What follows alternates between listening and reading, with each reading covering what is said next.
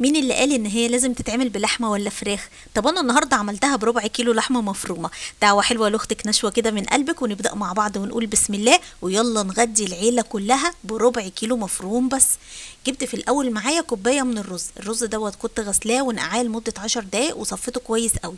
ضفت عليه ملح وفلفل اسود ومعلقه من الكاري، قلبتهم تقلبتين، وبمعنى اصح احنا بنبهر الرز. هسيبه كده على جنب وتعالوا اقول لكم الربع كيلو المفروم هنعمل فيه ايه. جبت بقى بول عندي وضفت ليها ملح وبابريكا، هنضيف عليهم كمان فلفل اسود وشويه بهارات، منهم مثلا السبع بهارات او الكبابه صيني لو عندك بتبقى حلوه قوي، توم باودر، بصل باودر، نص معلقه صغيره خالص من البيكنج باودر. هضيف عليهم ربع كوبايه من البقسماط الناعم، وكمان بضايه علشان اربط بيها اللحمه المفرومه اللي معايا.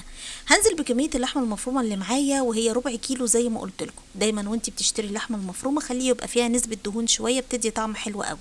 اعجن اعجن اعجن، واهم حاجه تخليها كده ايه زي ما بيقولوا مسمغه، يعني ايه، يعني معجونه حلوه قوي قوي.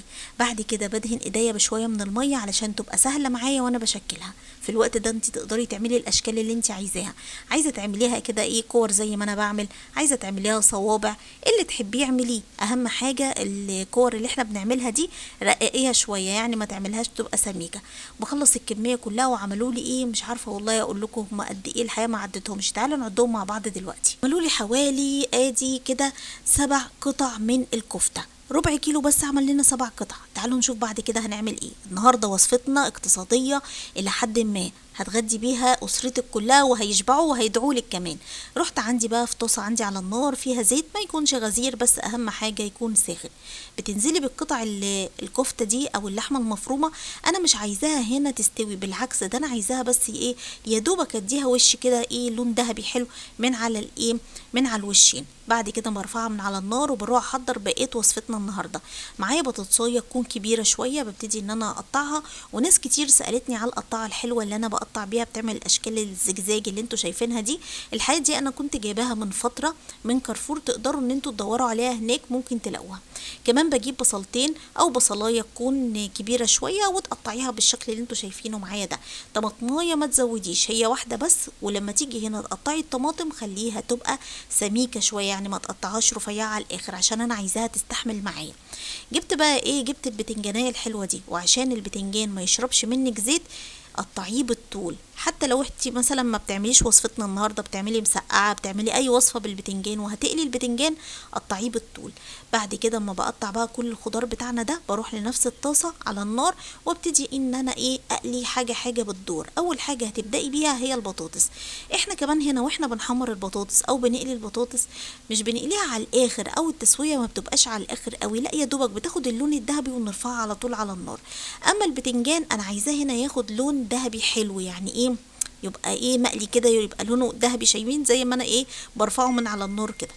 بعد ما بخلص بقى الكميه كلها بعد البتنجان طبعا بننزل كمان بالطماطم. لو حابه ان انت ما تديش الطماطم قليه كده بسيطه ما فيش مشكله، بس انا حبيت اعمل الخطوه دي بتديها طعم حلو. يا دوبك قلبه والتانيه وتروحي رافعاها على طول. اخر حاجه بتنزلي بيها هي البصل. يا دوبك البصل برضو اول لما يدبل معاكي تروحي مقلبه تقلبتين وتروحي على طول هوب رافعاه من على النار. بعد ما بخلص بقى الكمية كلها بروح اجيب الحلة بتاعتنا الحلوة دي. طيب الحلة اللي احنا عايزينها، عايزين حلة تبقى متوسطة، ما تجيبيش حلة كبيرة قوي ولا حلة صغيرة. بتبتدي ان انتي تشكلي. احنا النهاردة بنعمل مقلوبة. المقلوبة دايما بيعملوها يا اما بفراخ يا اما لحمة. تعملي ايه يا نشوة، ولا عندك ولا فرخة ولا لحمة، تعمليها باللحمة المفرومة وبالكفتة.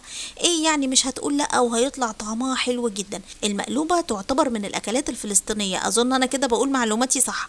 لو انتوا بقى شايفين ان هي مش اكله فلسطينيه وليها اصول تانية اكتبوا لي حالا في الكومنتات. ببتدي ان انا اعمل طبقات، والطبقات هنا بقى انتي ومزاجك، وانتي بقى ايه اللي عايزه تعمليه اعمليه. بس اهم حاجه البتنجان خليه في الاول، اول لما تضيفي الطبقات بتاعتنا. عايزه اقولك ان خطوه تبهير الرز دي حاجه فوق فوق الرائعه يا جماعه، جربوها ومش هتندموا ابدا. بعد كده بقى اما احط ايه البصل والطماطم والبطاطس والبتنجان، اخر حاجه بتضيفيها هي الرز، وتبتدي تبتدي ان انت تضغطي حلو كده عليه، وعشان المقلوبة تطلع معاكي طعمها حلو قوي لازم المرقة او الشوربة تبقى دسمة وحلوة. انا النهاردة معايا شوربة لحمة.